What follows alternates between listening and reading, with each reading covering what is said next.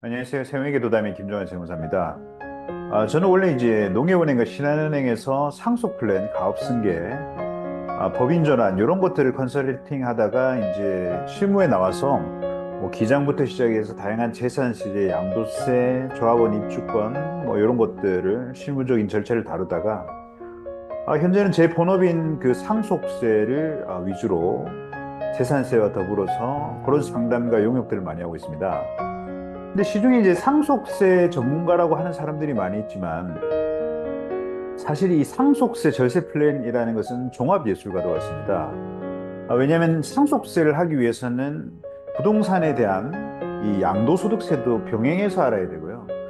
그리고 이제 보통 자산가분들이 부동산뿐만 아니라 주식, 채권, 그리고 다양한 뭐 예를 들어서 뭐 미술품, 영어권, 특허권, 굉장히 다양한 종류의 자산들을 가지고 있고, 따라서 그 상속세 신고할 때는 그러한 자산을 평가할 줄 알아야 되고, 또 어떻게 하면 해당 자산을 줄일 수 있고, 또 줄이기 위해서는 양도나 다른 증여나 그런 일련의 행위들이 수반이 되는데, 그런 것들에 대한 개별적 부분에 대한 심도 있는 이해가 이루어지지 않고서는 절대 상속세 컨설팅을 제대로 할 수가 없습니다.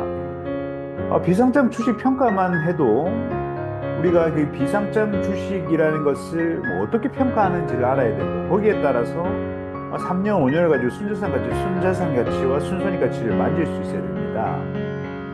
뿐만 아니라 우리가 부동산으로 가지고 있는 자산에 대해서는 가업상속 공제가 되지 않을 때는, 예를 들어서 이제 부동산 임대법인 현물 출자에서 가업승계가 되는 대상법인에다가 넣으면서 주식을 받아서 그 주식을 가업상속 공제를 한다든지, 아니면 가족법인을 이용해서 법인의 주주들을 쭉 여러 명으로 넣은 다음에 특정 법인을 통한 거래 이익에 대한 증여가 과세되지 않게끔 한다라든지, 그래서 이러한 일련의 절차를 다 컨트롤하기 위해서는 기본적으로 이 부동산에 대한 세금뿐만 아니라 법인 쪽의 세금, 그리고 기업 구조조정에 대한 합병이나 분할, 법인 전환에 대한 이런 것들이 총괄적으로 이해가 될 때 비로소 컨설팅을 할 수 있다는 것입니다. 그리고 이제 사전 증여라는 것이 우리가 상속 재산에 대해서 상속인의 심려, 상속인 외이자, 예를 들어 법인 같은 경우는 5년에 합산되지 않습니까? 그래서 그걸 합산되지 않게 만들면서 우리가 상속세를 줄일 수 있는 것들을 위해서라도 미리미리 우리가 증여된 플랜을 세워야 된다는 거죠. 그런 일련의 과정들을 다 컨트롤할 수 있는 사실 세무사가 많지는 않습니다. 따라서 이제 요즘 제가 많이 하고 있는 상속 플랜에 대한 컨설팅 중에서 궁금해 하시는 것들을 일부 제가 그날 용역 플랜을 짜고 진행하면서 소개해 드릴 필요가 있다고 느끼는 것들은 조금씩이라도 제가 자주 좀 소개를 해드리고, 별세 플랜을 우리 납세자분들께서 궁금해 하시는 분들이 많아서 제가 소개해 드리면서 거기에 대한 전략을 제시해 드리겠습니다. 따라서 이 상속세 부동산 전문가인 세무회계법인 도담의 김종환 세무사와 앞으로 상속에 대해서 자주 공부해 보는 것으로 그렇게 한번 제가 동영상 촬영을 해왔으니까요. 같이 한번 나가 보시도록 하겠습니다. 감사합니다.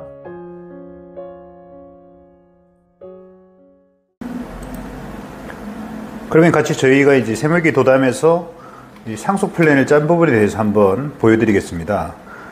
우선 에지즈로 케이스 1을 봤을 때 우리 아버님께서 가지고 계신 자산이 부동산 세 가지, 그리고 금융자산, 예금, 펀드, 그리고 가업상속 공제 대상이 되는 가업승계 증여 특례를 썼던 비상장 주식, 그리고 퇴직금, 이 정도의 재산이 있었습니다. 채무 같은 경우는 이제 임대 보증금이 있었고요.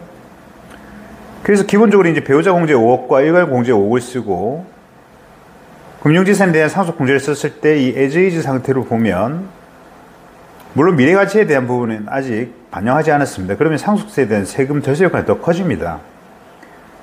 그랬을 때 상속세는 지금 현재 50% 세율을 받아서 한 13억대 정도의 상속세가 발생한 상황이었습니다. 이런 케이스에서 이제 첫 번째, 배우자가 동거하고 있던 주택에 대해서 요걸 사전 증여하는 걸로 한번 가정을 해 보았는데요. 그게 케이스 2, 3입니다. 우리가 사전 증여를 했을 때 아버님께서 10년 이상 사시면 사전 증여 재산에 대해서 상속 재산에 가산이 안 되죠.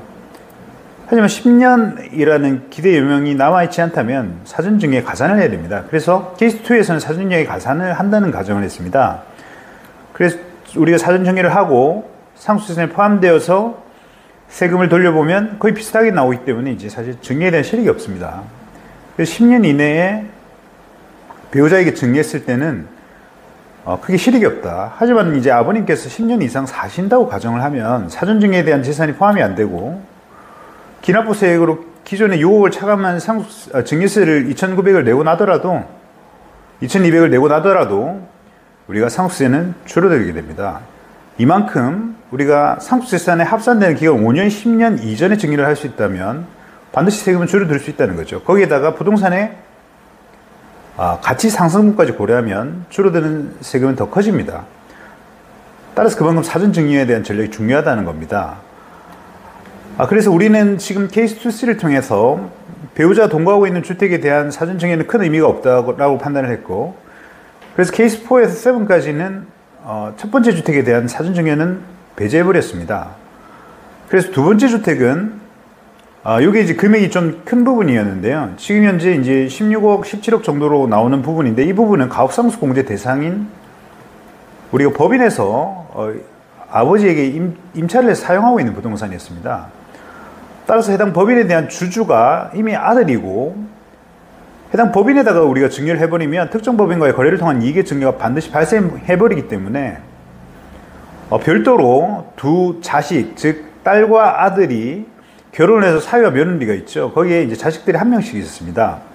총 가족으로 치면 6명인데 3명씩 구성할 수 있는 가족법인을 설립해서 거기에 대해서 이제 특정 법인을 통한 거래 이익의 증여가 우리가 연별로 1억 기준으로 합산되면은 증여세가 과세되죠. 그걸 피하기 위해서 10억 정도만 2년간 나누어서 특정 법인에다가 증여하는 플랜을 세웠습니다.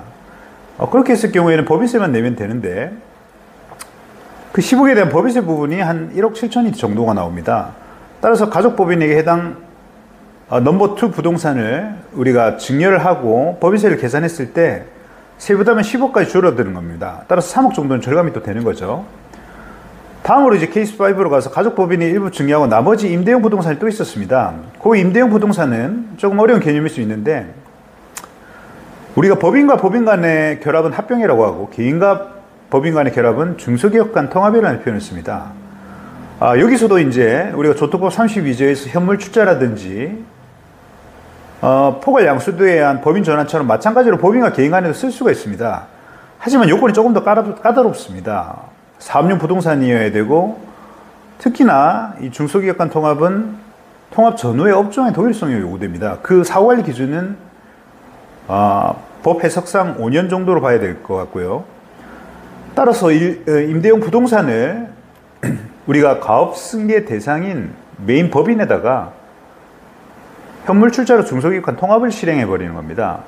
그러면 양도세가 2월 과세가 됩니다.